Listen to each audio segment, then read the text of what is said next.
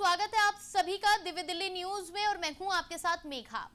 संसद की स्थायी समिति ने चुनावी राजनीति में युवाओं की भागीदारी बढ़ाने के लिए बड़ा सुझाव दिया है। जी हां, आपको बता दें कि समिति ने लोकसभा, राज्य विधानसभाओं और विधान परिषद के चुनाव लड़ने की न्यूनतम उम्र 25 साल से घटाकर 21 साल करने की सिफारिश की है। अगर ये लागू होता है तो देश भर में लगभग 8 करोड़ युवा सीधे तौर पर चुनावी मैदान में उतरने के योग्य हो जाएंगे। हालांकि चुनाव आयोग इस प्रस्ताव के पक्ष में नहीं है और अब इस रिपोर्ट पर विभिन्न विभागों और हितधारकों की राय ली जाएगी। चुनाव लड़ने की उम्र घटाने की एक सिफारिश 2023 में भी की गई थी। आगे बता दें कि संसदीय और विधान मंडलों के चुनाव लड़ने की न्यूनतम उम्र 25 साल है।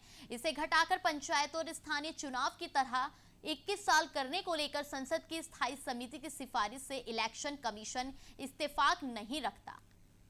आगे बता दें कि संसदीय और विधान मंडलों के चुनाव लड़ने की न्यूनतम उम्र 25 साल है। इसे घटाकर पंचायत और स्थानीय चुनाव की तरह 21 साल करने को लेकर संसद की स्थायी समिति की सिफारिश से इलेक्शन कमीशन इत्तेफाक नहीं रखता।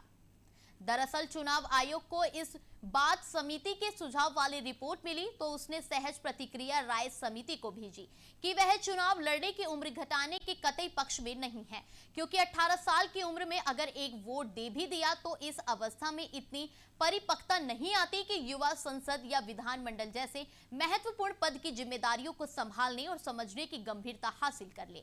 संसद की स्थायी समिति की अगुवाई फिलहाल बीजेपी सांसद बृजलाल कर रही हैं।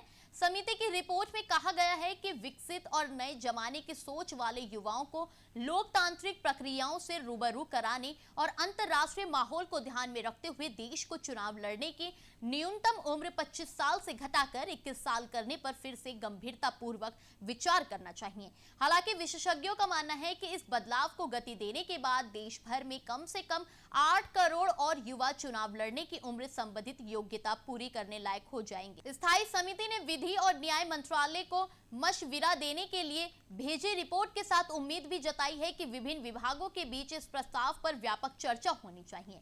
इससे युवा संगठनों, संविधान विशेषज्ञों, सामाजिक और नागरिक संगठनों के हितधारकों को शामिल कर उनकी राय ली जाए।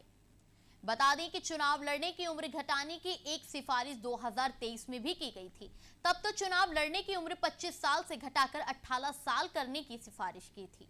बता दें कि चुनाव लड़ने की उम्र घटाने की एक सिफारिश 2023 में भी की गई थी। तब तो चुनाव लड़ने की उम्र 25 साल से घटाकर 18 साल करने की सिफारिश की गई थी।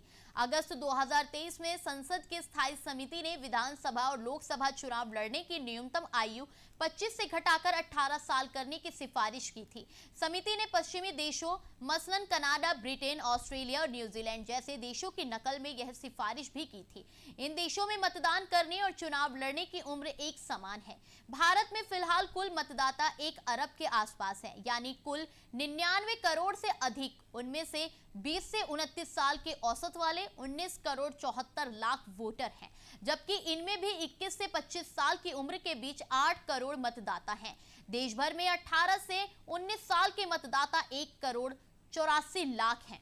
तो ये थी संसद की स्थायी समिति की सिफारिश और चुनाव आयोग की प्रतिक्रिया। अब देखना होगा कि विभिन्न विभागों और हितधारकों की राय के बाद इस प्रस्ताव पर क्या फैसला होता है। युवा राजनीति में अपनी भागीदारी बढ़ा पाएंगे या नहीं, ये आने वाले समय में साफ होगा।